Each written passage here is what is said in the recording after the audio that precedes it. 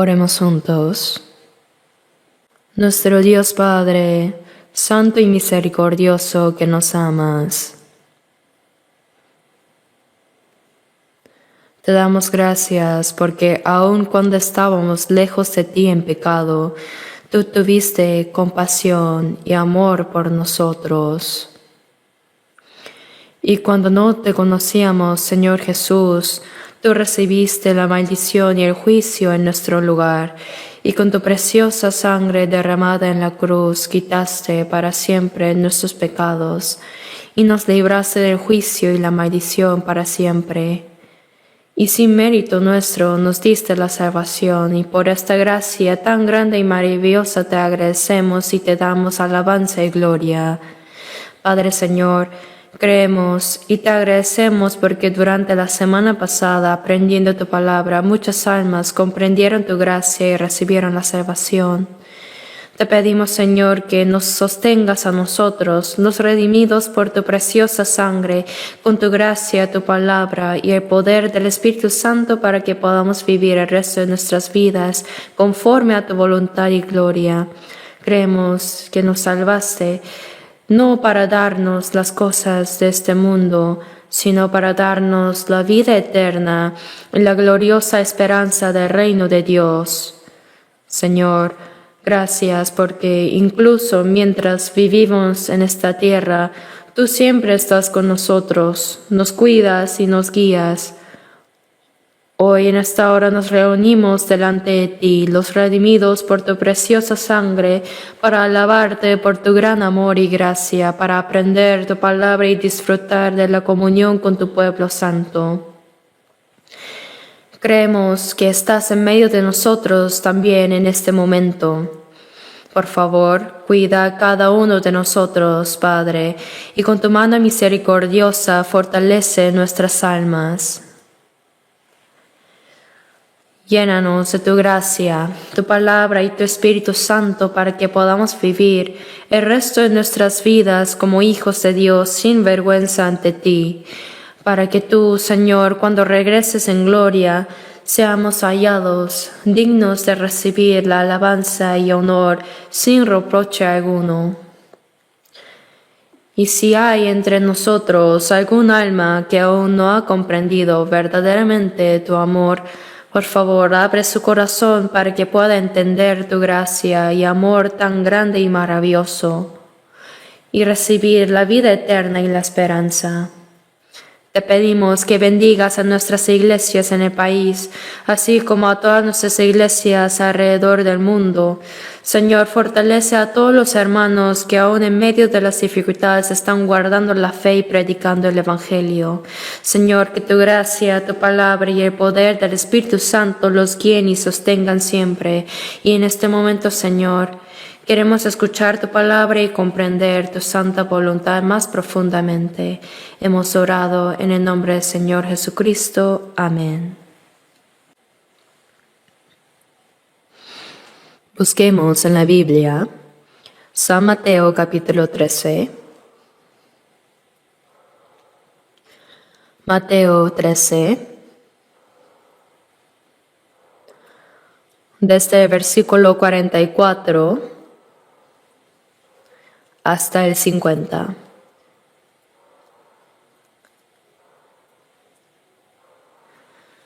Mateo 13, versículos 44 al 50.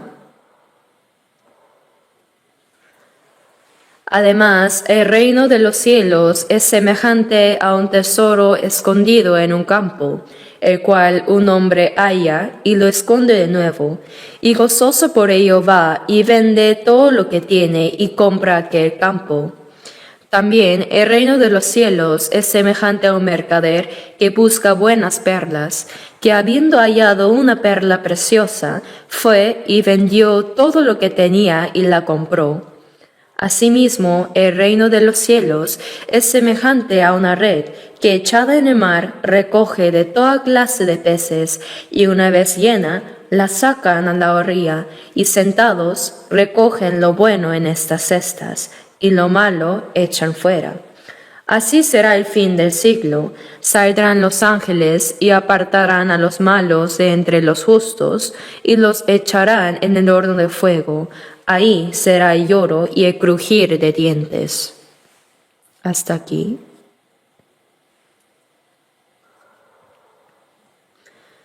Durante la semana pasada nos reunimos cada noche para estudiar la Biblia.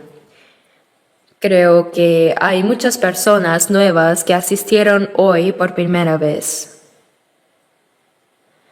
También creo que hay muchos que han conocido la gracia de Dios y han recibido la salvación. Hoy, a través de la palabra que acabamos de leer, quiero que aprendamos juntos sobre qué es la salvación que Dios nos ha dado, qué hizo Él para salvarnos y qué debe hacer el hombre para ser salvo. Y por último, ¿cuál es el resultado de todo esto? Para explicar esta gran verdad, a Jesús le gustaba hablar usando parábolas fáciles de entender para todos.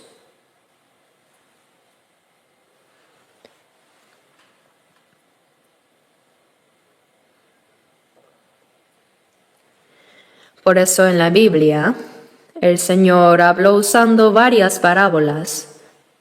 Y en este capítulo 13 de Mateo que leímos, desde el principio habló de varios misterios del cielo usando parábolas. Y lo que acabamos de leer es la conclusión. Dice aquí, el reino de los cielos es semejante a... Jesús vino al mundo para salvar a las almas destinadas al infierno. Y Él vino para llevarlos al reino de los cielos. Por eso dijo que la obra de salvar a los pecadores para llevarlos al cielo es semejante a esto. Es semejante, dice, a un tesoro escondido en un campo. Un tesoro escondido en un campo. En la antigüedad, cuando alguien tenía un tesoro valioso, era difícil guardarlo, por lo que solían esconderlo en la tierra sin que nadie lo supiera.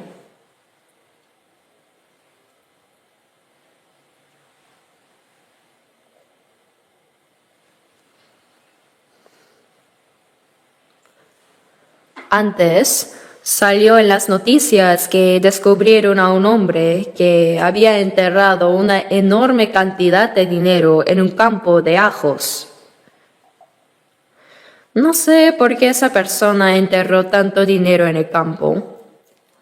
Seguramente planeaba sacarlo de manera secreta y usarlo después, ¿no? En tiempos antiguos, como no había bancos como ahora, la gente escondía sus tesoros en campos o lugares secretos.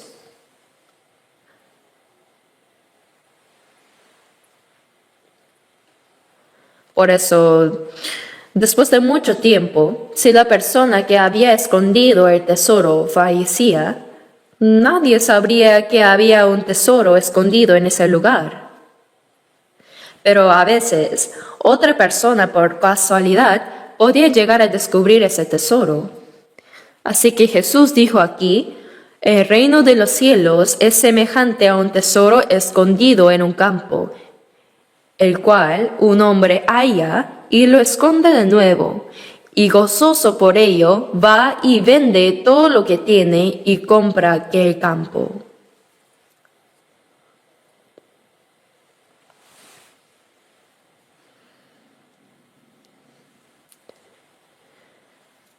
Parece que el hombre que encontró este tesoro originalmente no era el dueño de ese campo, ¿cierto? Sino que conocen a los agricultores arrendatorios que cultivan en campos de otros. Antes había muchas personas así. Mientras el agricultor estaba arando el campo, parece que golpeó algo como una caja. Por eso dijo, bueno, qué raro. Pero al abrirla, encontró que la caja estaba llena de tesoros. Sorprendido, lo escondió rápidamente. Y fue y vendió todo lo que él tenía y compró aquel campo. Probablemente vendió su casa, sus ollas, hasta todas sus cucharas. Vendió literalmente todo lo que tenía y compró ese campo. El propósito por que compró ese campo no era para cultivarlo, sino para obtener el tesoro escondido en él. Como era el campo de otra persona, si hubiera desenterrado el tesoro secretamente, habría sido un robo. Así que para poder obtener ese tesoro legítimamente, primero tenía que comprar el campo y hacerlo suyo. Entonces, todo lo que estuviera en el campo llegaría a ser suyo.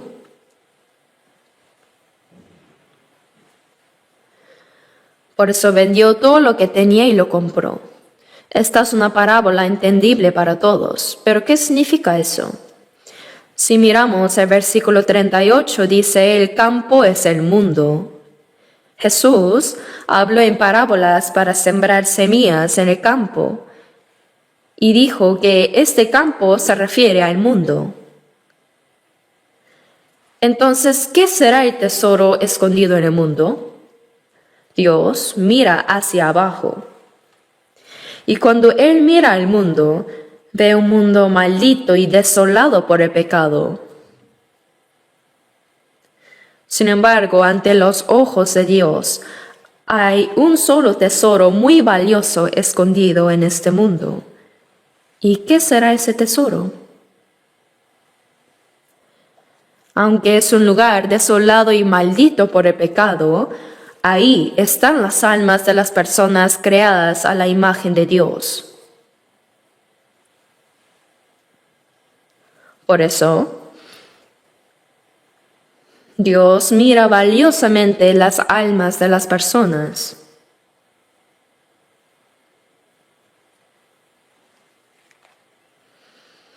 El hombre es un ser precioso que fue creado a la imagen de Dios, para su plan y propósito, y para ser el objeto de amor de Dios, y para hacernos hijos de Dios, para darnos su vida y para llevarnos a su reino para vivir eternamente con Él.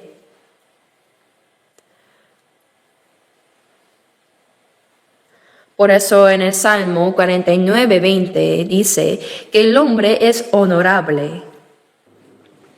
Es un ser sumamente precioso. Dice, el hombre que está en honra y no entiende, semejante es a las bestias que perecen. Semejante es a las bestias que perecen. Aunque el hombre pecó y se corrompió, el valor del alma creada a la imagen de Dios no cambia. A los ojos de Dios, el hombre es muy honrado. Por eso Isaías 49:5 dice, estimado soy ante los ojos de Jehová. Yo soy honrado a los ojos de Jehová. Aunque yo mismo me vea, no soy nada. Y peor todavía cuando los demás me vean. Pero yo soy estimado ante los ojos de Dios. ¿Por qué? Es porque tenemos el alma creada a la imagen de Dios, creada para su santo propósito y plan. Por eso somos estimados ante sus ojos. Aunque hay muchas cosas preciosas en este mundo, nada se compara con lo precioso que son los hijos para sus padres. Como dice, estimado soy en los ojos de Jehová. Los hijos son honrados a los ojos de sus padres porque son los herederos de sus vidas. Son una extensión de sí mismos. Por eso sus hijos son lo más honorable para sus vidas. Son seres preciosos que no se pueden comparar por nada en el mundo. En Salmo 144, versículo 3 dice, Oh Jehová, ¿qué es el hombre para que en él pienses, y el hijo de hombre para que lo estimes? Job 25, 6 dice también, cuánto menos el hombre que es un gusano. Así, ante el Dios, el creador de los cielos y la tierra, el ser humano es como un gusano, y el pecador debería ser una existencia sucia como ese gusano. Sin embargo, Dios, como dice en Salmos 8:4, ¿qué es el hombre para que tengas de él memoria, y el hijo de hombre para que lo visites? ¿Están de acuerdo? En la Biblia vemos cuánto piensa Dios en los hombres y cuánto los ama.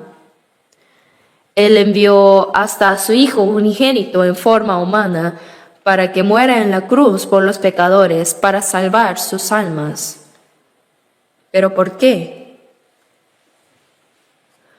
Para salvar esas almas y llevarlas al reino de Dios. Por eso, ante los ojos de Dios, el hombre es un ser muy honorable. Es muy precioso ante los ojos de Dios. Es un tesoro. En Isaías 43:4, Dios le dijo al pueblo de Israel, porque a mis ojos fuiste de gran estima, fuiste honorable. Israel es honorable porque es el pueblo escogido por Dios. Aunque ellos hayan pecado, Dios los ama y siempre los ha cuidado. Y en la Biblia, no solo Israel es amado y estimado por Dios, sino que este pueblo representa a todas las personas creadas a la imagen de Dios. Por eso Dios nos considera preciosos y honorables. Él nos ve valiosos como un tesoro escondido en este mundo maldito. Dios nos descubrió. Dios nos descubrió. La parte que dice que el hombre que descubrió el tesoro lo escondió, fue y vendió todo lo que tenía y compró el campo, representa lo que Dios hizo primero para salvarnos. En San Juan 3:16 dice, porque de tal manera amó Dios al mundo. Pero, ¿qué amó del mundo? Amó a las personas en el mundo. Amó las almas de las personas creadas a su imagen. Aunque el ser humano desobedeció la palabra de Dios y se corrompió, el valor de su alma no cambia. Para salvar a los hombres en este mundo, incluyendo a mí y a todos ustedes aquí presentes, Dios envió a su Hijo unigénito en forma del hombre para morir en la cruz. Él en la cruz recibió la maldición y el juicio que los pecadores debían recibir. Y derramando su preciosa sangre, de parte de Dios, Él pagó el precio de nuestros pecados, el precio de los pecados de todos los hombres. Porque de tal manera amó Dios al mundo que ha dado a su Hijo unigénito. Lo dio como el sacrificio expiatorio. En 1 de Juan 4:9 dice, en esto se mostró el amor de Dios para con nosotros, en que Dios envió a su Hijo unigénito al mundo para que vivamos por Él. Por amar a los pecadores como nosotros, Dios envió a su Hijo unigénito para salvar nuestras almas. En 1 de Juan 4:10 dice, en esto consiste el amor, no en que nosotros hayamos amado a Dios, sino en que Él nos amó a nosotros y envió a su Hijo en propiciación por nuestros pecados. Éramos enemigos de Dios por el pecado, pero Él envió a su Hijo como sacrificio de reconciliación. En Romanos 5:8 dice, en que siendo aún pecadores, y Romanos 5:10 dice, siendo enemigos, fuimos reconciliados con Dios por la muerte de su Hijo. Es el mismo mensaje. Y en Romanos 8:32 dice, El que no escatimó ni a su propio Hijo, sino que lo entregó por todos nosotros, ¿cómo no nos dará también con él todas las cosas?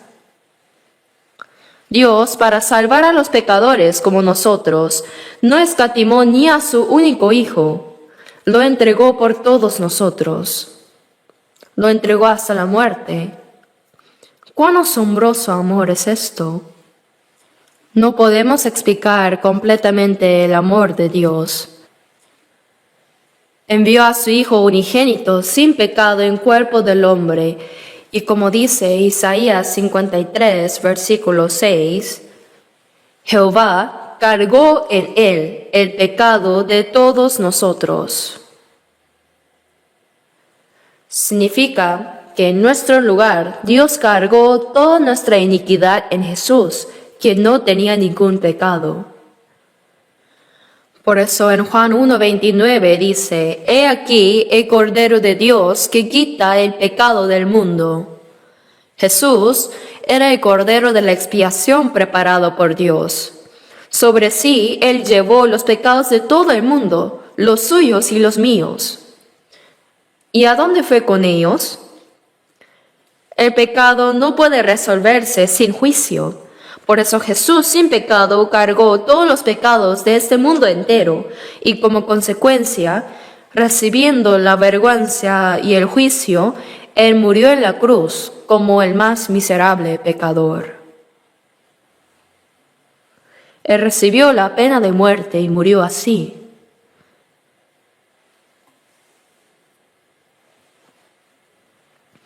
Él derramó toda su sangre preciosa para lograr la obra de salvación de los pecadores. Eso es el amor de Dios. ¿Cómo podemos entender y explicar completamente el amor de Dios? Como dice el himno, o el amor grande de Dios, expresar con palabras no se podrá. Aunque todo el mar fuese tinta y todo el cielo fuese papel, jamás bastarían para poder escribir todo su amor por mí, dice. Puede parecer una exageración, pero es verdad. ¿Cómo podría el hombre entender y expresar completamente el amor de Dios? Dios nos amó. Por eso a los ojos de Dios, el tesoro escondido en el campo, es decir, en este mundo, es el alma de los hombres. Aunque los hombres, las personas, son los seres más honorables ante Dios, hay quienes no lo comprenden y viven pensando que solo es cuestión de vivir unas décadas y morir. Y dicen, da igual, todos vamos a morir algún día. Así viven como sea y mueren como sea. No saben cuán preciosos son los seres humanos. Incluso el pecador más terrible es un ser precioso a los ojos de Dios. Por eso Dios hace grandes obras para salvar a esas almas. Vendió todo lo que tenía y compró aquel campo. Aquí todo lo que Dios tenía era su Hijo unigénito. No hay mayor sacrificio que haber enviado a su Hijo único en forma del hombre para morir en la cruz.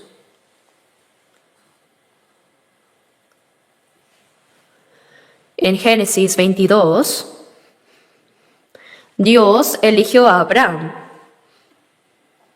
y le dio grandes bendiciones.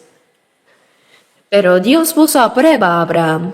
Le dijo, toma ahora tu hijo, tu único Isaac, a quien amas, y vete a tierra de Moria, y ofrécelo ahí en holocausto sobre uno de los montes que yo te diré. Para Abraham, Isaac era el hijo que tuvo a los 100 años. Era lo más valioso para él y su esposa, que ya eran ancianos. Isaac, que tenía unos 14 años, estaba creciendo hermosamente. Abraham, de hecho, tenía muchos siervos y muchas posesiones. Pero más que todo eso, ¿no sería más precioso el hijo que él tuvo a los 100 años? Sin embargo, Dios le dijo que fuera al monte Moria, y lo ofrezca en holocausto como si fuera un cordero.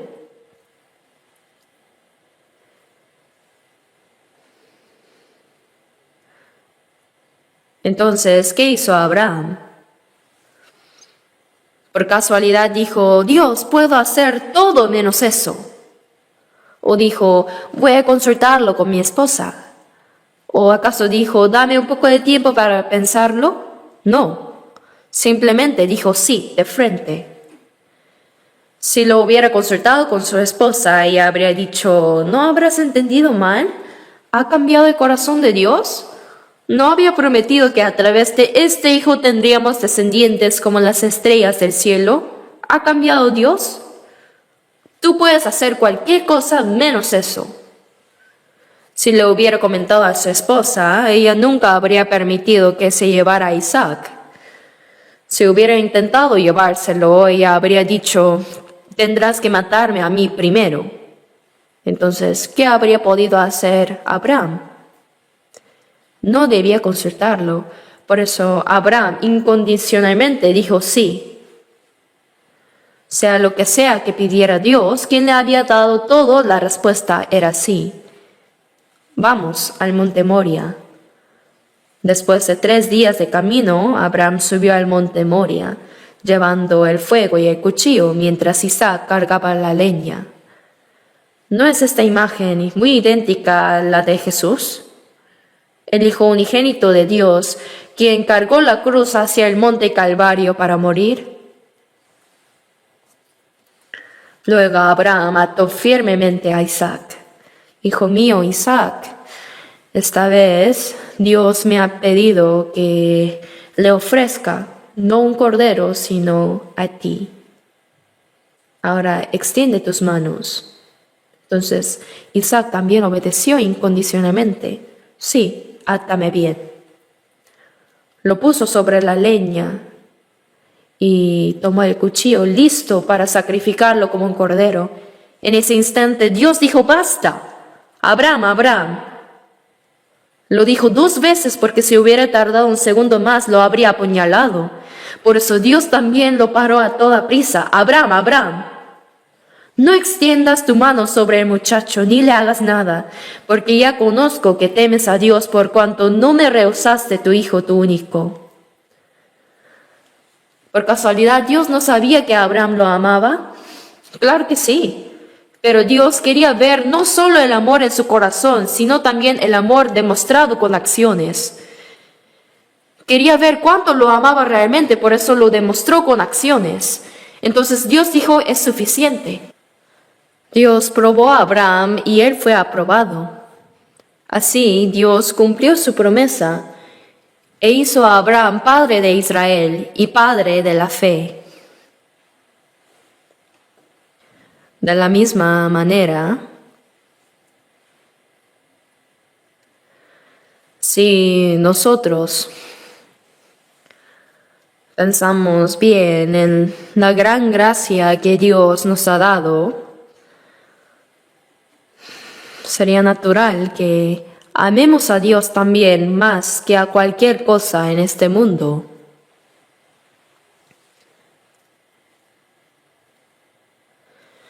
Vende todo lo que tiene y compra aquel campo.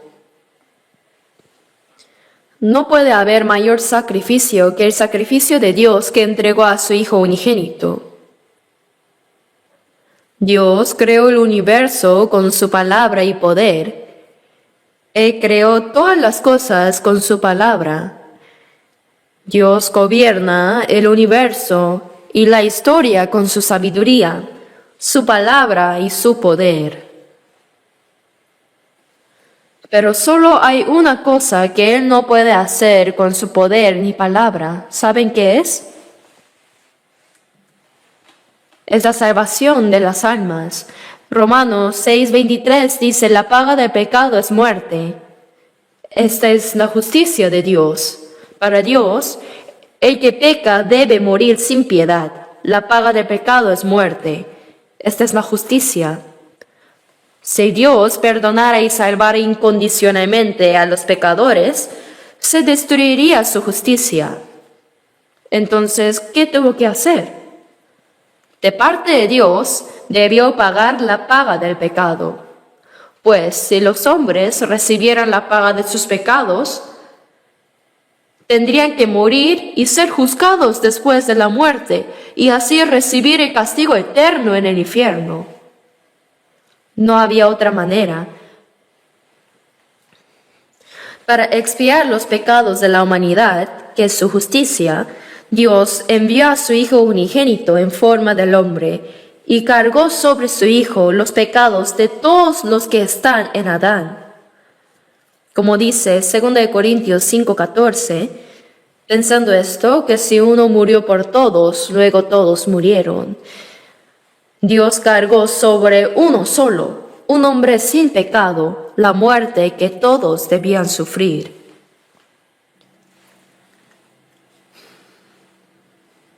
¿Qué mayor obra hay que la obra de sacrificar a su Hijo unigénito y entregarlo a la muerte? Incluso para Dios, no había otra manera de salvar a la humanidad. Por eso, en Hebreos 2:3 dice, una salvación tan grande. La salvación que recibimos, aunque la recibimos gratuitamente, de verdad, ¿saben cuán grande es? Es una obra mucho más grande que la creación de los cielos y la tierra. En Mateo 16, versículo 26, Jesús dijo que el alma del hombre es más valiosa que todo el mundo. Porque ¿qué aprovechará el hombre si ganare todo el mundo y perdiere su alma? ¿O qué recompensa dará el hombre por su alma? Esta vida no se refiere a la vida física de unas décadas, sino que se refiere al alma creada a la imagen de Dios, que es más valiosa que todo el mundo. Por tanto, Él no tuvo más remedio que entregar a su Hijo unigénito como el sacrificio de la expiación en la cruz. Como era la única manera, la obra de nuestra salvación es la obra más grande de todas las obras que Dios ha hecho. Hermanos, ¿saben realmente cuán alto precio pagó Dios para salvarnos? No escatimó ni a su Hijo unigénito y lo entregó hasta la muerte por nosotros. Por eso, como dice, vendió todo lo que tenía y compró aquel campo. Dios sacrificó todo lo que él tenía para pagar el precio del pecado y salvar a los pecadores de este mundo tan pecaminoso. Si vemos en Lucas 4, el diablo se apareció a Jesús y le mostró toda la gloria del mundo diciendo, a ti te daré toda esta potestad y la gloria de ellos, porque a mí me ha sido entregada. Si tú postrado me adorares, todos serán suyos. ¿Qué significa esto? En el huerto de Edén, Dios dio a Adán, el primer hombre, la autoridad sobre todas las cosas. Pero como Abraham no pudo gobernar, pues desobedeció a la palabra de Dios y pecó, esa autoridad pasó al diablo. Como el diablo venció a Adán en la tentación, Adán le entregó al diablo la autoridad para gobernar este mundo. Por eso dice, porque a mí me ha sido entregada.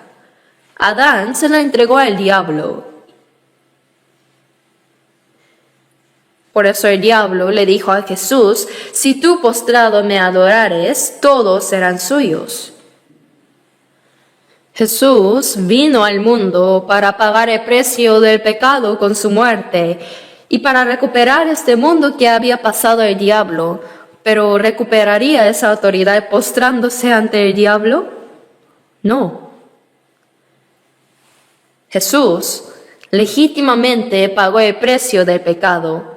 Él salvó las almas de todos los hombres y recibió de nuevo la autoridad para gobernar el mundo.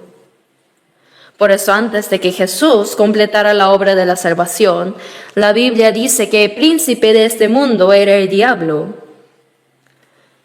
El príncipe que gobierna el mundo es el diablo, pero ahora los salvos, como el Señor pagó el precio para comprarlos de la autoridad del diablo, si solo creen en esta verdad, nosotros que estábamos bajo la potestad del diablo, regresamos a la potestad de Dios. Pero los que no creen todavía están bajo la potestad del diablo porque no creen. Por eso Dios entregó a su Hijo unigénito como el sacrificio expiatorio para salvarnos. Primera de Juan 2:2 dice, y Él es la propiciación por nuestros pecados. Y Primera de Timoteo 2:6 dice, el cual se dio a sí mismo el rescate por todos. El término rescate en caracteres chinos significa el dinero usado para liberar. En la antigüedad, si una persona era vendida por un precio, solía ser como un esclavo, ¿verdad? Entonces, para liberar a esa persona, alguien debía pagar el precio correspondiente en su lugar. Y el dinero que se pagaba para liberar a un esclavo se llamaba el precio de rescate. Como dice en 1 de Timoteo 2:6, el cual se dio a sí mismo el rescate por todos. Él pagó todo el precio por nuestros pecados. Como este mundo fue vendido bajo el poder del diablo, para salvarlo Jesús tuvo que pagar el precio. Por eso cuando dice, vende todo lo que tiene y compra aquel campo, significa que para las almas de las personas y para redimir este mundo que fue vendido al diablo, Dios tuvo que sacrificar a su único Hijo. No escatimó nada de lo que tenía, sino que le entregó todo para salvarnos. Como vemos en Hebreos 9:12, y no por sangre de machos cabríos, ni de becerros. En el Antiguo Testamento, los israelíes sacrificaban animales sin defecto, como ovejas, cabras o becerros, y derramaban toda su sangre para el perdón de sus pecados. Pero la sangre de los animales en realidad no podía perdonar pecados. Por eso Jesús no usó la sangre de animales, no usó la sangre de machos cabríos o becerros, sino que cumplió la eterna redención con su propia sangre preciosa como el único Hijo de Dios. Cuando Jesús murió en la cruz derramando toda su sangre, sus últimas palabras fueron consumado es. ¿Qué fue lo que consumó? Él completó la obra de perdonar nuestros pecados y salvarnos. Él pagó el precio del pecado y compró este mundo que estaba bajo la potestad del diablo. Por eso cuando dice, vende todo lo que tiene y compra aquel campo, esto representa lo que Dios hizo por nosotros para salvarnos. Pero el tesoro en este campo no sabe quién es su dueño ahora. Asimismo, las personas en este mundo no saben que están bajo el poder del diablo por el precio de sus pecados. Tampoco saben que Dios entregó a su Hijo unigénito como sacrificio de la expiación para salvarlos. Y que Dios ya pagó el precio y compró todo el mundo. No saben esto. El precio escondido en el campo no sabe nada de esto. Pero como ya se pagó todo el precio, ahora hay que desenterrar ese tesoro, ¿no? Y la segunda parábola dice, también el reino de los cielos es semejante al mercader que busca buenas perlas. La perla ha sido desde la antigüedad un tesoro muy valioso, algo muy precioso. En la Biblia también hay muchas menciones sobre las perlas. Un mercader que busca buenas perlas. El deseo de esta persona era encontrar una buena perla. Ese era su propósito. El reino de los cielos es semejante al mercader que busca buenas perlas. ¿Qué significa esto? El hombre fue creado a la imagen de Dios, pero perdió su comunión con Él por su corrupción, su pecado. Aún así, su alma, que fue creada en la imagen de Dios, tiene deseos espirituales. En el interior del hombre hay un conocimiento de Dios y es lo que llamamos la religiosidad. Como dice Eclesiastés 3:11, todo lo hizo hermoso en su tiempo y ha puesto eternidad en el corazón de ellos. El corazón anhela la eternidad. Pero ¿por qué daría ese anhelo a las personas que ni siquiera viven 100 años? Pues este deseo de eternidad no es un deseo físico, sino del alma. El alma desea vivir para siempre como Dios. Por la eternidad quiero vivir con Dios. Eso es el deseo espiritual. Por eso, como el mercader que busca las buenas perlas, los hombres tienen un corazón que busca a Dios. Tiene el anhelo por la vida eterna. Si no obtienen la vida eterna, nunca se sentirán satisfechos. Por más que ganen mucho dinero, no habrá satisfacción. Incluso por más que obtengan fama y poder. Como el ser humano tiene dentro de sí el alma creada a la imagen de Dios, no hay verdadera felicidad ni satisfacción hasta ser como Dios, es decir, hasta obtener la vida eterna como Dios. Por tanto, mientras que por parte de Dios ya se completó la expiación por nuestros pecados, por parte de los hombres todavía existe ese anhelo de eternidad. Es la necesidad del alma. Mateo 7:7 dice, buscad y hallaréis. Y Jeremías 29:13 dice, me buscaréis y me hallaréis, porque me buscaréis de todo vuestro corazón. El anhelo ferviente de buscar a Dios, el deseo del alma de ser salvada y el corazón que busca la verdad. Hay esto en los hombres. Por eso en San Juan 14:6 Jesús dijo, yo soy el camino y la verdad y la vida. Nadie viene al Padre sino por mí. Jesús abrió el camino del mundo humano hacia el Dios eterno. Cuando Él murió en la cruz derramando toda su sangre, no solo quitó ahí los pecados de la humanidad, sino que también abrió las puertas del cielo. Las heridas que Él recibió en su pecho son la puerta del cielo. Y cuando Jesús murió en la cruz, sus manos y sus pies fueron clavados y su pecho fue atravesado por una lanza. Él derramó toda su agua y sangre, pero tan pronto como fue atravesado y derramó su sangre, las puertas del cielo se abrieron de par en par. Por eso si vemos en Hebreos 10:20 dice, por el camino nuevo y vivo que Él nos abrió a través del velo, esto es, de su carne. Por eso Jesús también dijo, yo soy el camino y nadie viene al Padre sino por mí. Él abrió el camino del mundo humano hacia Dios.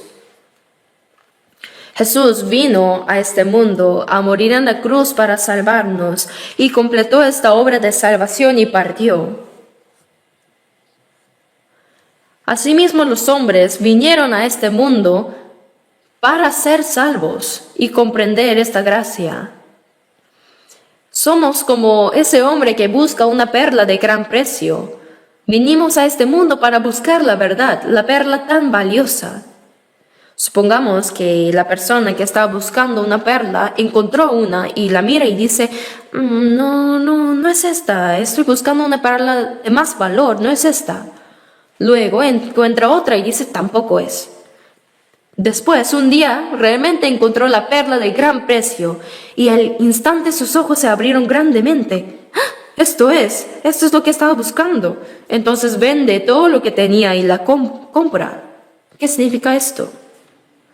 El ser humano vino a buscar la verdad que pueda salvar su alma. Y buscando, ahora la halló. Entonces, ¿qué es esta perla? Es comprender el amor de Dios que amó tanto al mundo. El amor que vendió todo lo que tenía para comprar el campo y obtener ese tesoro. Comprender la gracia de Dios es encontrar la perla preciosa.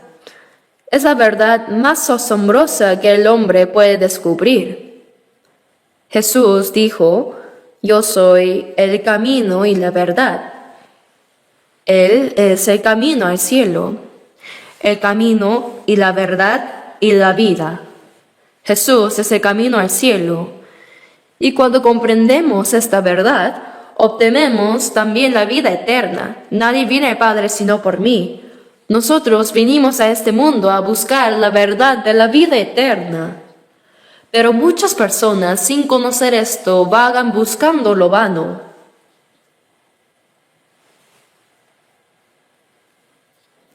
Como dijo el rey David, el gran rey de Israel, en su oración en Salmos 39, 6 al 7, dice: ciertamente como una sombra es el hombre.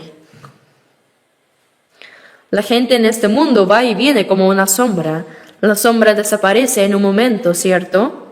Ciertamente en vano se afana, amontona riquezas y no sabe quién las recoge.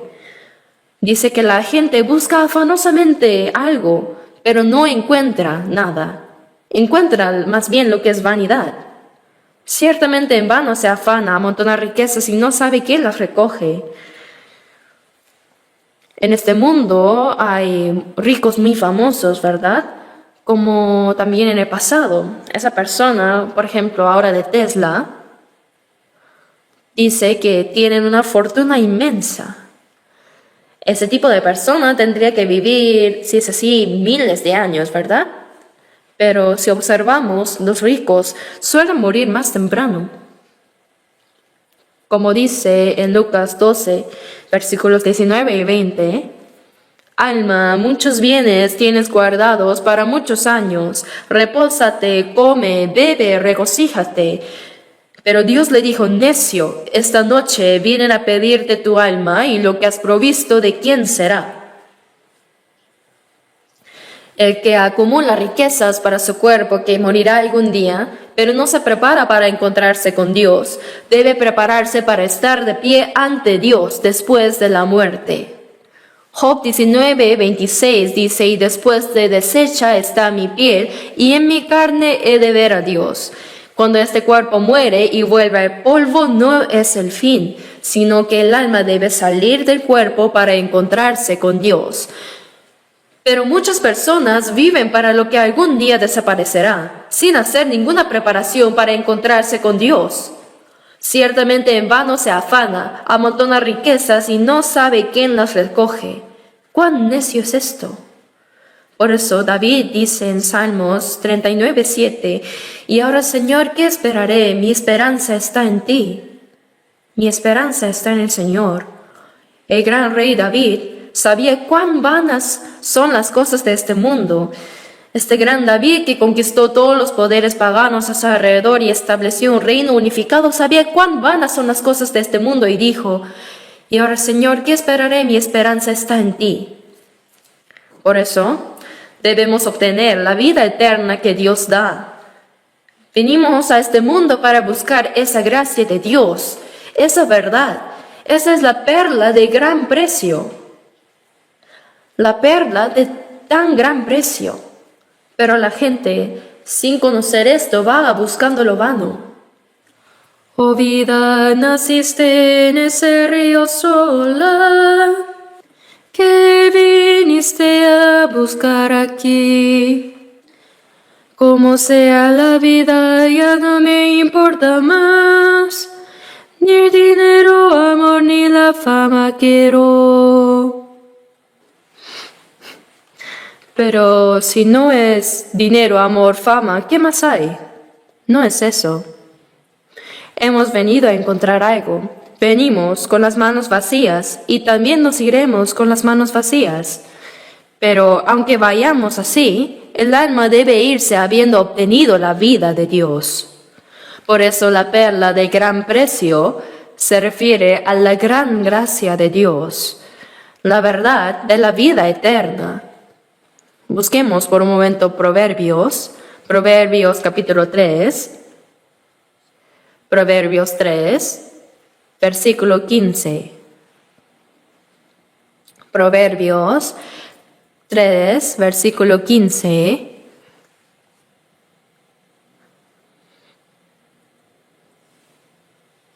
Leamos juntos. Más preciosa es que las piedras preciosas, y todo lo que puedes desear no se puede comparar a ella. La sabiduría. Este libro de Proverbios es un libro sobre la sabiduría y habla continuamente sobre ella. Pero, ¿quién es esa sabiduría? Es Jesús.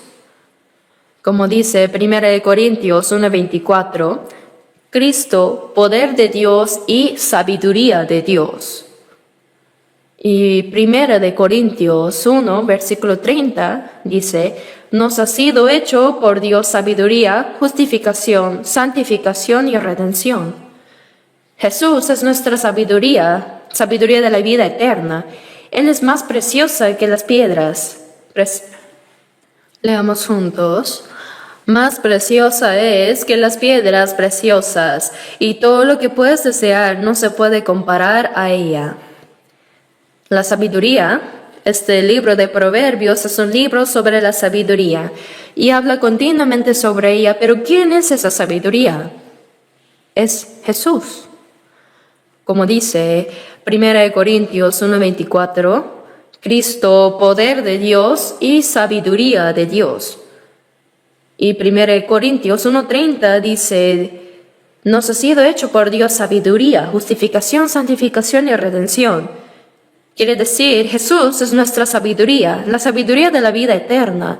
Él es más preciosa que las piedras preciosas y todo lo que puedes desear no se puede comparar a ella. ¿Acaso es tan valioso que una persona encuentre una perla de gran precio? Eso es una parábola nada más. Realmente nos está hablando de nuestra búsqueda de la verdad de la vida eterna. Comprender la gracia de Dios es como encontrar esa perla muy preciosa.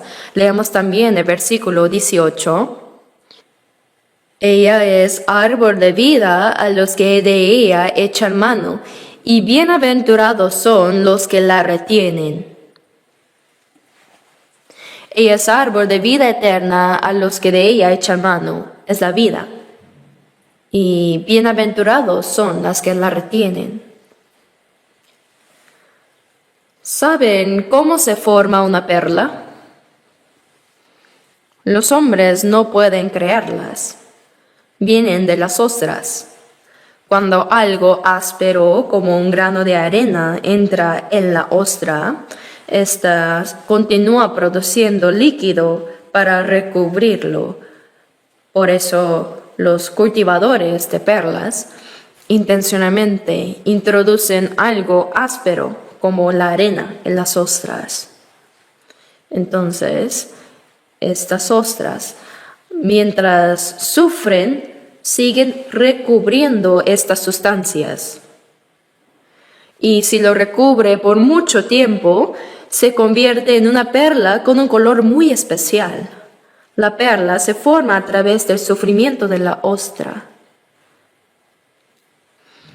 Asimismo, esta verdad de la vida eterna se logró por medio del sacrificio y sufrimiento de Jesús, quien quitó nuestros pecados y completó la obra de la salvación.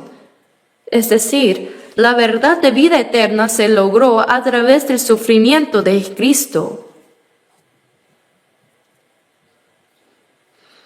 Vinimos a este mundo para obtener esta verdad de vida eterna, para comprender la gracia de Dios y obtener la vida eterna. Pero mucha gente vaga buscando vanidades. Hay un himno que dice,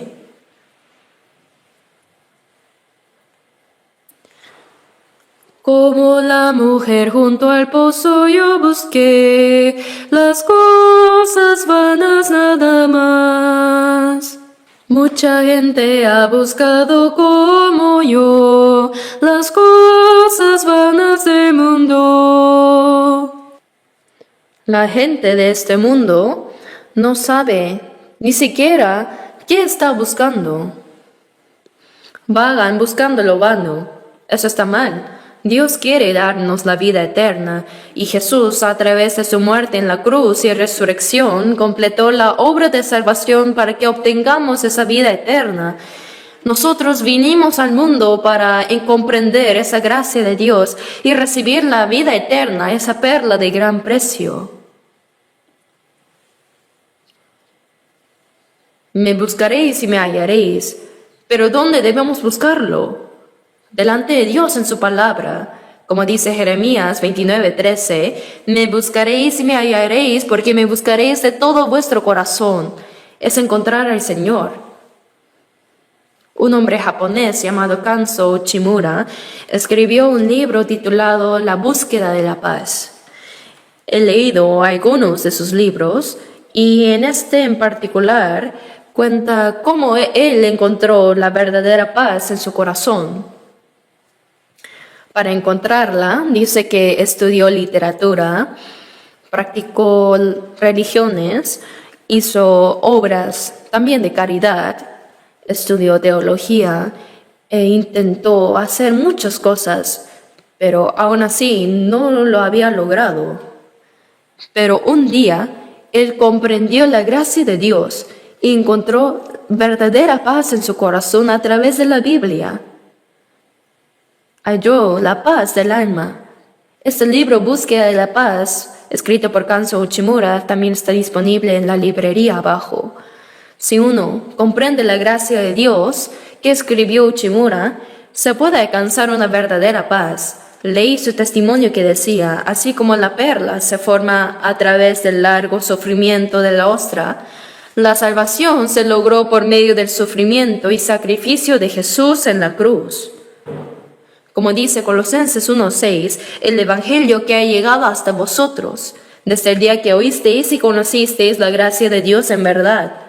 Este Evangelio que comenzó en Israel después de que Jesús murió en la cruz, resucitó, vino el Espíritu Santo.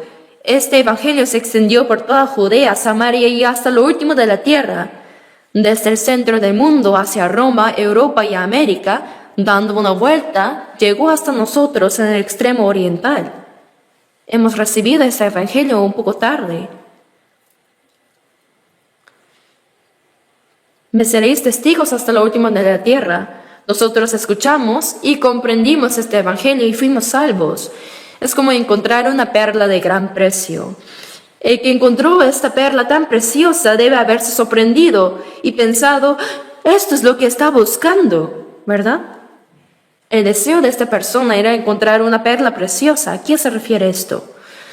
Se refiere a que vinimos a este mundo para encontrar la verdad que da la vida eterna. Al principio, yo no fui a la iglesia porque quería creer en Jesús,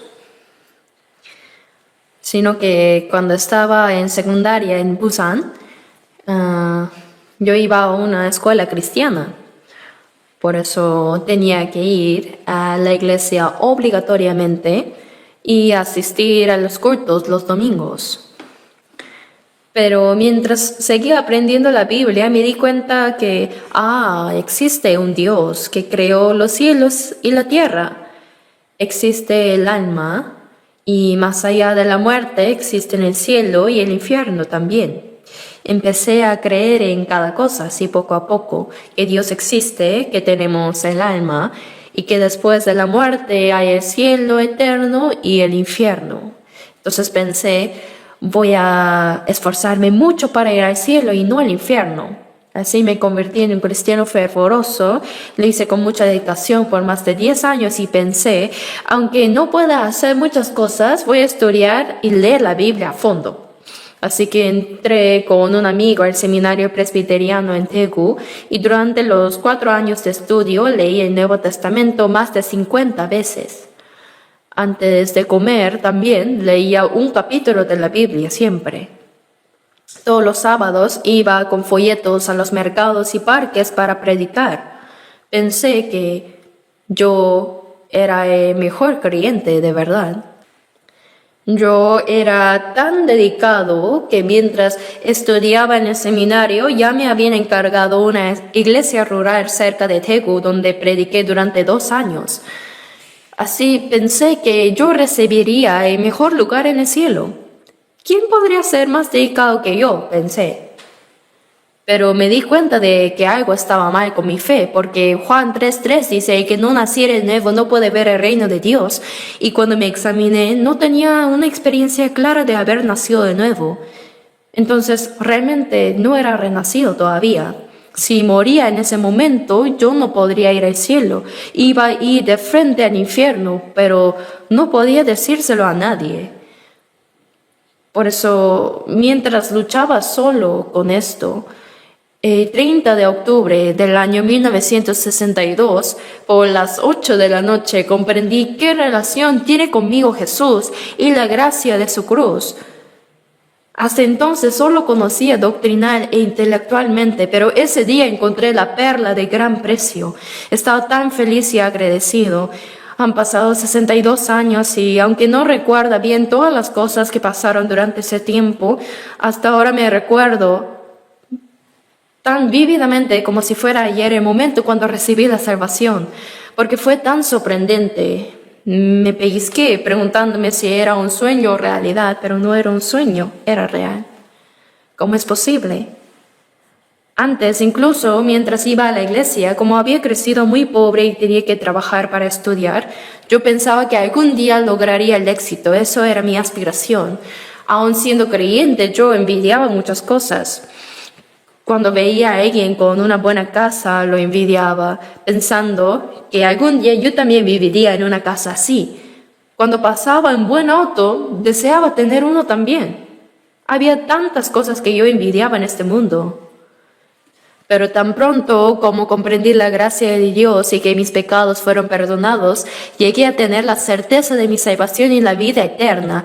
En ese momento me convertí en la persona más feliz del mundo, de verdad. Desde entonces, no importa cuán rica o próspera sea la gente que vea, no siento ni un poco de envidia. Si hubiera vivido como rico, probablemente no habría podido ser salvo, porque es difícil salvarse siendo rico.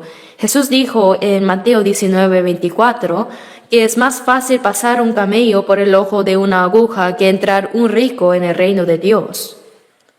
Es porque cuando uno se satisface con las cosas del mundo, no siente conflicto espiritual. Si tiene todo el dinero, piensa que puede hacer cualquier cosa con ello y ni siquiera piensa en buscar a Dios. Si uno se complace con la vida presente, no tiene más espacio para pensar en lo que hay más allá de la muerte. Por eso, no por sus pecados, sino porque no buscan a Dios, es difícil que los ricos sean salvos. Por eso estoy muy agradecido de haber crecido en la pobreza. ¿Hay alguien aquí especialmente rico?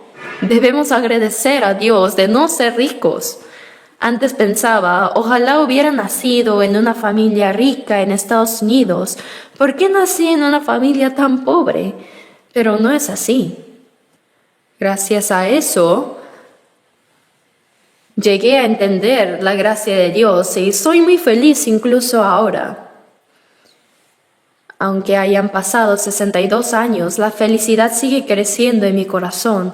El cielo no está lejos, sino que está dentro de nosotros, como dice Lucas 17:21. El reino de Dios está entre vosotros.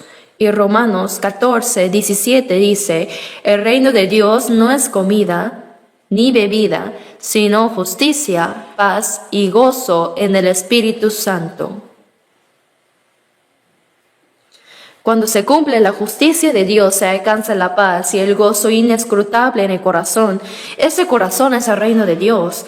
Hay personas que dicen, aunque sufro tanto, ahora iré al cielo cuando muera. Pero si tu corazón es un infierno, ¿cómo puedes ir al cielo?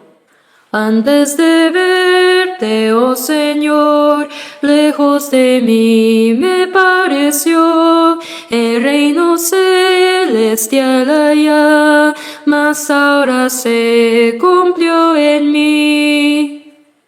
El reino de Dios que se veía a lo lejos se cumple en el corazón. Es un pequeño cielo en nosotros y ese cielo eterno se acerca más día a día. En Juan 17:3 Jesús dijo, y esta es la vida eterna, que te conozcan a ti, el único Dios verdadero, y a Jesucristo, a quien has enviado. Primero conocer a Dios y a Jesucristo, a quien Él envió. Entender quién es Jesucristo y qué es lo que Él hizo para salvarnos es obtener la vida eterna. Conocer con certeza y creer seguramente son lo mismo. Esta es la vida eterna, que te conozcan a ti, el único Dios verdadero. Conocer al Dios que creó los cielos y la tierra, entender qué relación tiene con nosotros Jesús, a quien Dios envió, y comprender lo que Él hizo para salvarnos, eso es la vida eterna. ¿Han encontrado ya realmente una perla preciosa? La verdad de la vida eterna dice que vendió todo lo que tenía y la compró. Pero no debemos malinterpretar esto. No significa que compremos la verdad de la vida eterna con dinero. No. La verdad de la vida eterna nos fue dada gratuitamente por Jesús, quien pagó el precio de nuestros pecados y murió en la cruz y resucitó. Perdonó todos nuestros pecados con su sangre, venció el poder de la muerte con su resurrección. Esto lo recibimos por gracia mediante la fe sin ningún costo ni mérito nuestro. Cuando dice que vendió todo lo que tenía y compró aquel campo, significa que la persona que comprende esa inmensa gracia de Dios ahora dedica su vida para esa gracia y verdad de la salvación. En Salmo 116, versículo 12, dice: ¿qué pagaré a Jehová por todos sus beneficios para conmigo?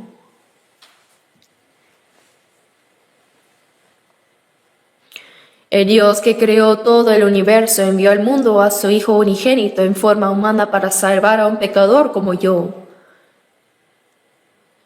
Siendo santo y justo, Él cargó mis pecados, sufrió la vergüenza y el dolor de la cruz. Él murió y derramó su sangre para perdonar eternamente mis pecados. Por eso me hizo hijo de Dios y me dio la gracia de poder entrar en el reino eterno. ¿Qué pagaré por todos sus beneficios? Los salvos deben entender que ahora viven para pagar la gracia de Dios. Aunque muriéramos 100 veces para el Señor, no podríamos pagar toda su gracia. Aunque no podamos pagarla completamente, debemos al menos vivir para pagar esa gracia. Por eso cuando dice, vendió todo lo que tenía y compró aquella perla, significa dedicar toda nuestra vida a Dios por la verdad que creemos. En 2 Corintios 5:14 dice, pensando esto que si uno murió por todos, ¿no murió uno Jesús por todos nosotros?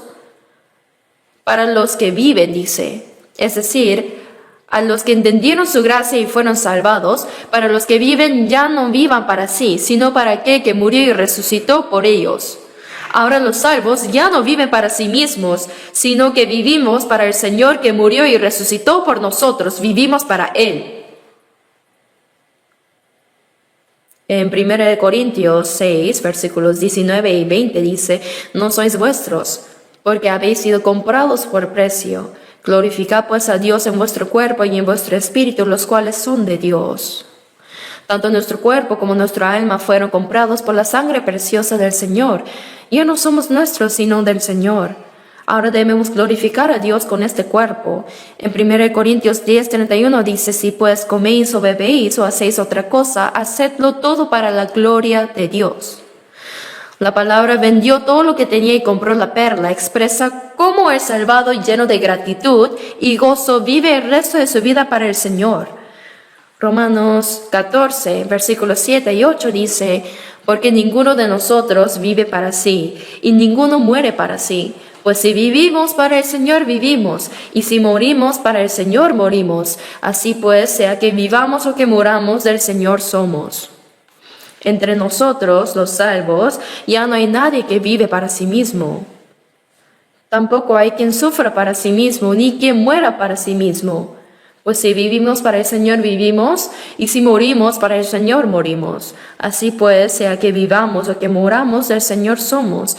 Porque Cristo para esto murió y resucitó y volvió a vivir, para ser Señor así de los muertos como de los que viven. El Señor murió en nuestro lugar para que los salvos ya no vivan para sí mismos, sino para Él. El Señor, el Santísimo, pagó el precio de nuestros pecados y murió como el más miserable pecador. Aunque muriéramos 100 veces para el Señor, no podríamos pagar toda su gracia. Pero aunque no podamos morir 100 veces, deberíamos al menos vivir una vez para Él, ¿no? Por eso ninguno de nosotros vive para sí, ninguno muere para sí. En realidad no somos nuestros, sino que como nuestra alma y nuestro cuerpo fueron comprados con la sangre del Señor, ahora somos del Señor. Por eso no tenemos derecho a morir ni a vivir para nosotros mismos. Sea que vivamos o que muramos, del Señor somos. Esta es nuestra vida cristiana después de ser salvos. Es sumamente natural que después de ser salvos, nuestra vida cambie completamente para Dios. ¿Acaso puede una persona salva vivir como si no lo fuera? Esto es imposible. El Señor entregó su santa vida por nosotros y así nos salvó de la perdición. Como el Dios Padre y el Hijo Jesucristo lo sacrificaron todo, incluso su propia vida para salvarnos, es muy natural que dediquemos completamente nuestras vidas, nuestros bienes y todo nuestro ser a Dios para vivir según su voluntad. Esa es la vida de una persona salvada. En Mateo capítulo 10, versículo 37 dice: el que ama a padre o madre o a hijo o hija más que a mí no es digno de mí. En uno de nuestros seminarios vino una diaconisa y me dijo, los que vienen aquí dicen que son salvos y que han nacido de nuevo, pero me parece muy arrogante eso. Solo Dios sabe eso. ¿Cómo pueden estar seguros ustedes? Solo lo sabrían cuando mueran. Entonces yo le pregunté, ¿cree usted en Dios? Sí, claro que sí creo. Bien, entonces ¿cree que el Señor murió en nuestro lugar y quitó nuestros pecados para salvarnos? Sí, lo creo, dice. ¿Y ama usted al Señor? Sí, por supuesto que lo amo. Entonces, ¿cuándo lo ama? ¿Tiene hijos? Ella tenía 3 hijos. Uno era médico, otro profesor universitario y el último militar. Era una señora mayor y hablaba de sus hijos con mucho orgullo. Entonces le pregunté, señora, ¿y por casualidad ama al Señor más que a sus hijos?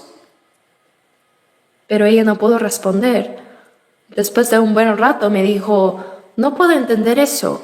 Dios es muy codicioso, el Señor quiere que lo amemos solo a Él. Por eso le respondí, así es. Es natural, pues en verdad usted aún no ha comprendido verdaderamente el amor de Dios. Como nunca ha entendido cuán grande y maravilloso es el amor de Dios, no tiene corazón para amarlo. Cualquiera puede amar un poco. Hasta amamos a nuestros perros y el dinero. La cuestión es, ¿cuánto los amamos? Jesús dijo que debemos amar a Dios más que a nuestro padre, madre, hijo, hija, hermano, hermana, incluso más que nuestra propia vida. Al escuchar esto, esa señora se quedó cabizbaja. Su semblante se oscureció porque se dio cuenta de que algo estaba mal en su fe. Aún así, asistió hasta el final del seminario de la Biblia. Esto sucedió hace tiempo en la ciudad de Pohang. Después de escuchar todo el evangelio hasta el final del seminario, ella se acercó a mí y me dijo, pastor, ahora lo entiendo. Ahora sí amo al Señor más que a mis hijos. Había comprendido verdaderamente el amor del Señor. Esto es natural. El Señor entregó su vida por nosotros. Dios entregó a su Hijo unigénito hasta la muerte por nosotros. De verdad es completamente natural que lo amemos a Él más que a todo lo demás. En 1 Juan 4:19 dice, nosotros le amamos a Él porque Él nos amó primero. Aunque no pueda pagar la gracia de tu amor, este débil corazón y cuerpo tus siervos serán. Aunque no pueda pagar toda tu gracia, yo soy tu siervo, Señor, sea que viva o muera, que sea según tu voluntad. Esta es la vida de una persona salva y es natural. Vendió todo lo que tenía y compró la perla. Significa ofrecer toda nuestra vida por la verdad que creemos y por la gracia de Dios. Mateo 7:12 dice, todas las cosas que queráis que los hombres hagan con vosotros, así también hacer vosotros con ellos. Entre Dios y nosotros, Él nos trató con bondad primero. ¿Qué puede ser más grande que la inmensa gracia de entregar a su Hijo unigénito hasta la muerte por nosotros? Ahora, los que hemos recibido esa gracia debemos corresponder a Dios, pero ¿cómo lo podemos hacer? Debemos entregar también nuestras vidas al Señor. Así como recibimos su amor, debemos devolverle nuestro amor. Ahora veamos Mateo 13. Veamos una parábola más. San Mateo 13, versículo 47. Asimismo, el reino de los cielos es semejante a una red que echada en el mar recoge de toda clase de peces, y una vez llena la sacan a la orilla y sentados recogen lo bueno en cestas y lo malo echan fuera. Así será al fin del siglo, saldrán los ángeles y apartarán a los malos de entre los justos y los echarán en el horno de fuego. Ahí será el lloro y el crujir de dientes. Es la tercera parábola y es la conclusión. Los discípulos de Jesús, Pedro, Andrés, Santiago y Juan, eran pescadores del mar de Galilea.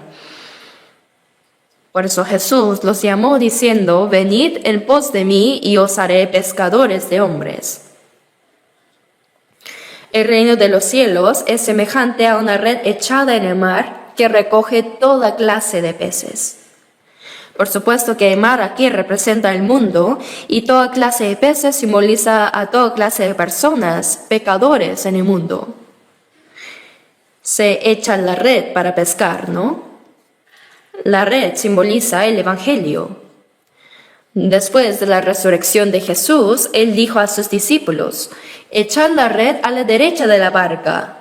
Y pescaron tantos que se especifica que eran exactamente 153 peces grandes. Una vez llena, la sacan a la orilla y sentados recogen lo bueno en cestas y lo malo echan fuera. El Señor comparó a las personas que se salvan por el Evangelio con los peces atrapados en la red. Pero una vez llena, dice, la sacan a la orilla. Pero no llevan todos los peces, sino que sentados recogen lo bueno en cestas y lo malo echan fuera. Una vez le pregunté a los hermanos pescadores si hay peces que se desechan incluso después de ser atrapados en la red, y ellos me dijeron que sí. ¿Cuáles? Específicamente dijo que hay peces que no se pueden comer. Recogen lo bueno en cestas y lo malo echan fuera. Así será al fin del siglo. Saldrán los ángeles y apartarán a los malos de entre los justos y los echarán en el horno de fuego. Ahí será el lloro y el crujir de dientes. Recogen lo bueno en cestas y lo malo echan fuera. ¿Qué es lo bueno? Se refiere a los que no solo recibieron la salvación con certeza, sino que, como en las parábolas anteriores, son los que comprendieron la gracia del Señor y que por esa gracia que recibieron viven obedeciendo al Señor. Ellos son los buenos peces. Hay personas que dicen que creen, pero entre los que dicen que son salvos hay quienes que en realidad no lo son. ¿Cómo se demuestra eso? Los verdaderamente salvos, conmovidos por la gracia de Dios, viven pagando esa gracia. Como dice Romanos 14:7, porque ninguno de nosotros vive para sí y ninguno muere para sí. Ahora viven para la voluntad y la gloria de Dios. Estos son los buenos peces. La noche antes de morir, Jesús tomó el pan, lo partió y dijo, tomad, comed, esto es mi cuerpo. Con esto se refirió a su muerte en la cruz para darnos la vida. ¿Y saben qué dijo Jesús a sus discípulos después de resucitarse? ¿Tenéis aquí algo de comer?, dijo. Entonces los discípulos le dieron un pedazo de pescado asado, y el Señor resucitado lo comió. ¿Qué quiere decir esto? ¿Creen que el Señor pidió comida porque realmente tenía hambre?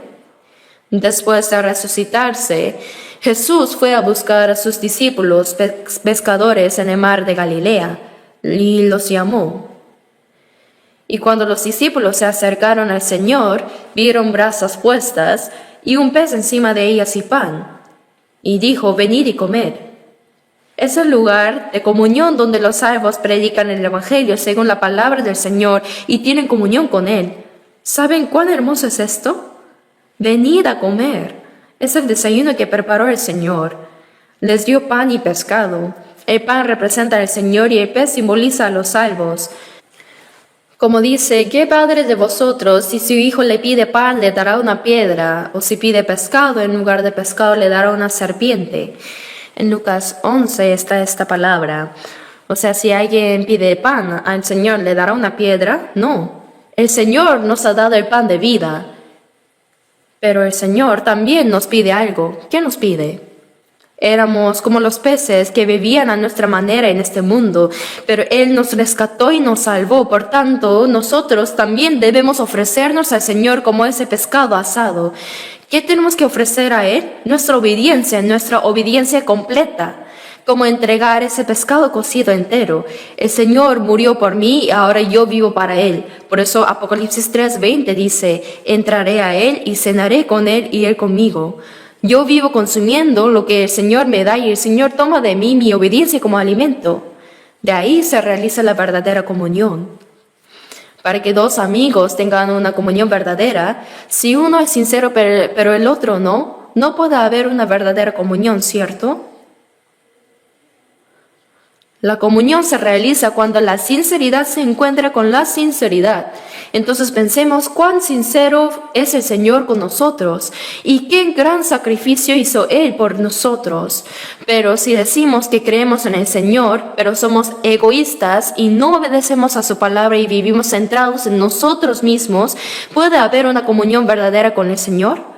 Como dice el himno: tras dar todo ante el altar del Señor, tendré plena comunión con Él.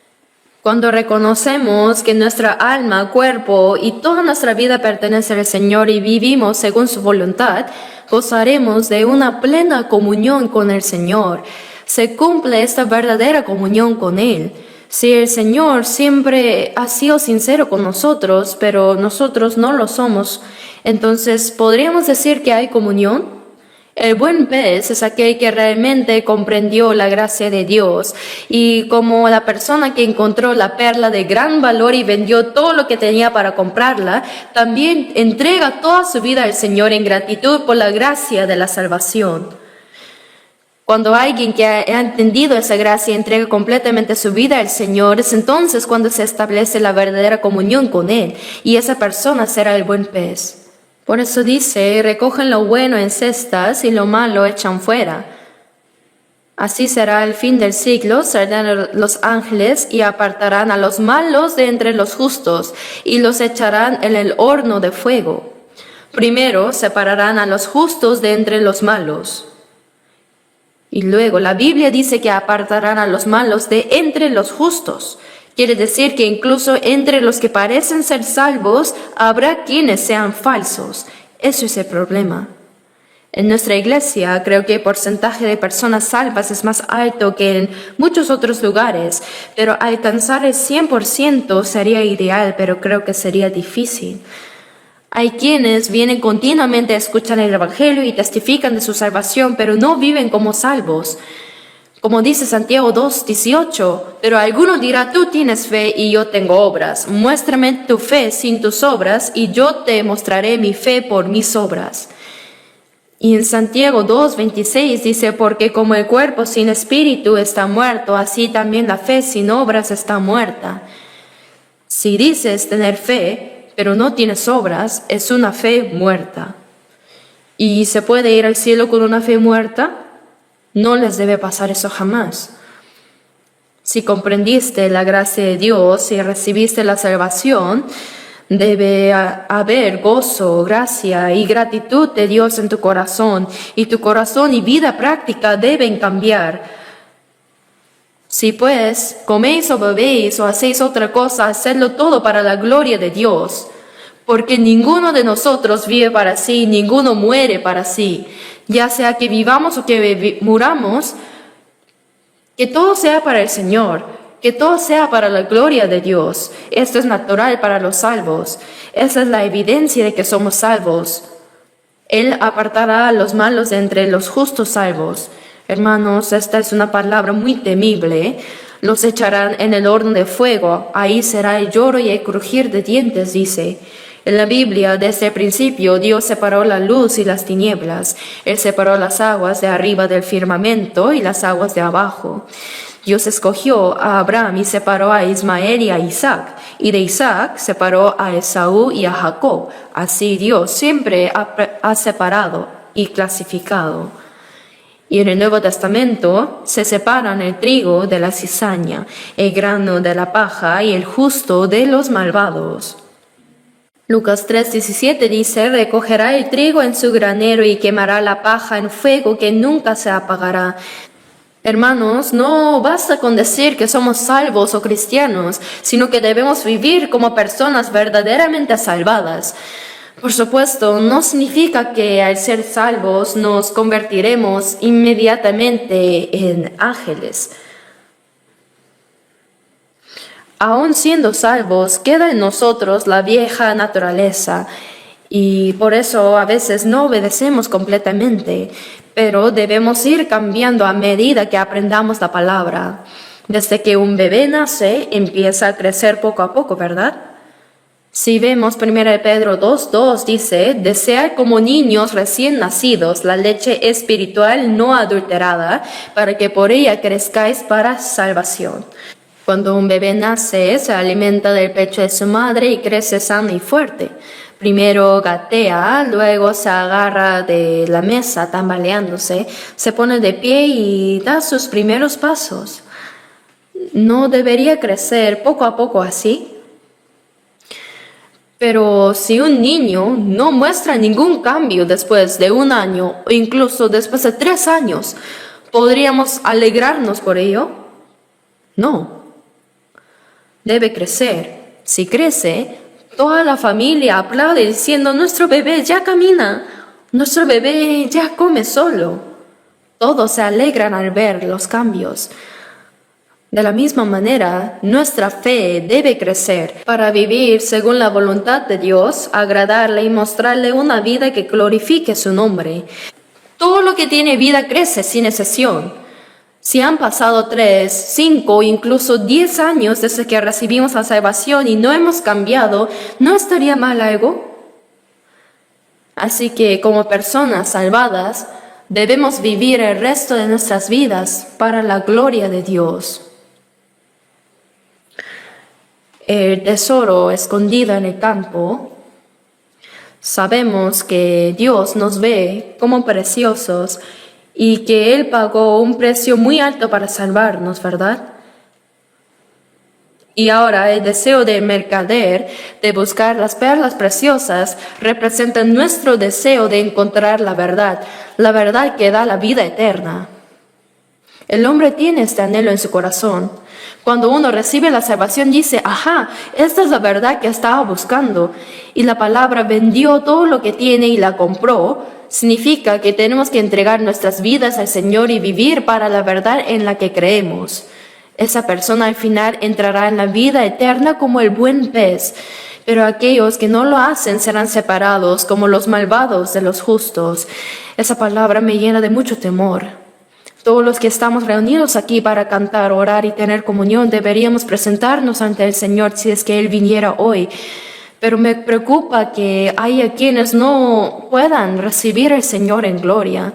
Por eso, escuchando la palabra, debemos examinarnos primero a nosotros mismos. De verdad, ¿qué tipo de fe tengo yo delante de Dios?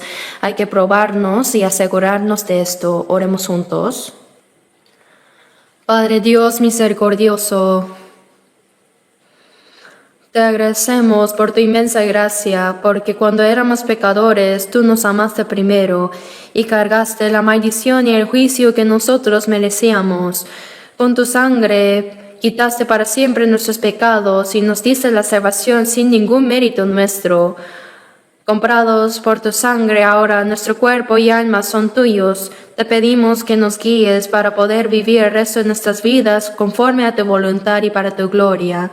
Como hijos de Dios y cristianos salvos, ayúdanos a vivir de manera digna de nuestro llamado. Señor, también concédenos tu gracia para que ninguno de nosotros sea parte de ti y para que podamos participar en la gloria tuya cuando regreses. Guía y gobierna completamente nuestras vidas con tu palabra y tu espíritu. Hemos orado en el nombre de nuestro Señor Jesucristo. Amén.